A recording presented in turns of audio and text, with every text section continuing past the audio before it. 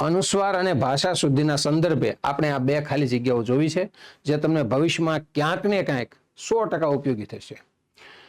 એ પહેલા આ બંને શબ્દોનો અર્થ આપણે સમજીએ. જો આ બંને શબ્દની વચ્ચે જે ભેદ છે એ તમને એમને ખ્યાલ આવશે. અહીંયા ઉપર અનુસ્વાર છે અને અહીંયા રૂ છે, એના ઉપર અનુસ્વાર આપેલો નથી. બરાબર. તો આ શબ્દનો અર્થ છે માટે, ને માટે, અથવા તો વાસ્તે. અને આ શબ્દનો અર્થ છે સુંદર, એ પછી મજાનું, શુભ,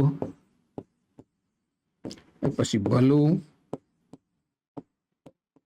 પછી ઠીક,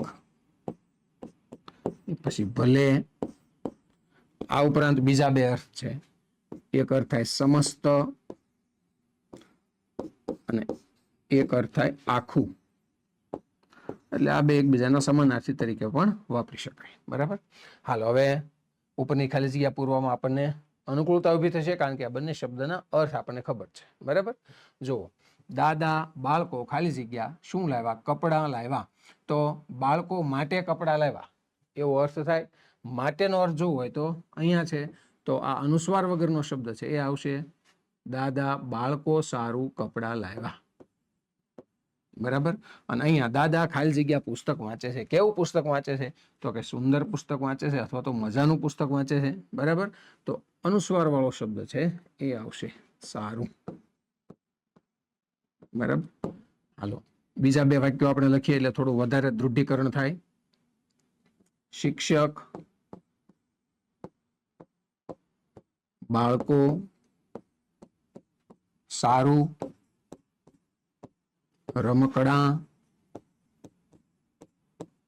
લાવ્યા. હવે તમને ખ્યાલ છે, સારું એટલે શું? માટે.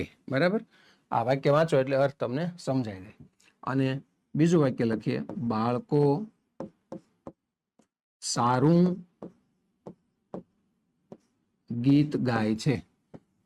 તો ગીત ખરું, પણ કેવું? સારું એટલે કે સુંદર. બરાબર છે. તો જો આ નાનકડો ખ્યાલ છે, પણ ક્યાંક ને ક્યાંક આપણી પરીક્ષામાં અનુસ્વાર અને ભાષા શુદ્ધિનો મુદ્દો વારંવાર આવતો હોય છે. ત્યારે આવો એક નાનકડો ખ્યાલ છે એ તમને 1 ગુણ અપાવી શકે છે. બરાબર. આવા જ વ્યાકરણના વિવિધ ખ્યાલો માટે અમારી ચેનલમાં તમે જોડાવો. તમને આ વિડીયો ગમ્યો તો તમારા મિત્રોને એની લિંક મોકલજો.